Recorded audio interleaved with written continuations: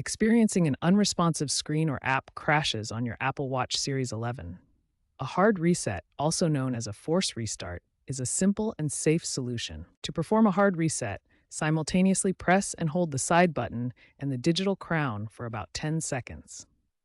The screen will go black, and the Apple logo will appear, indicating the watch is restarting. This process clears temporary memory without erasing your data, apps, or settings. It's a go-to fix for minor software glitches.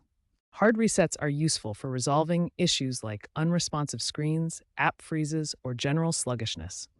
However, consider alternative solutions for less severe problems. For instance, try a soft restart by swiping up from the bottom to access the power off slider. If problems persist after a hard reset, ensure your watchOS is up to date.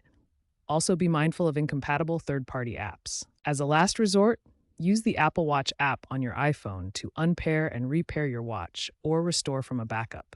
Remember that the Series 11 has improved water resistance. However, water ingress can still cause issues. If problems continue, consult Apple support or an authorized service provider.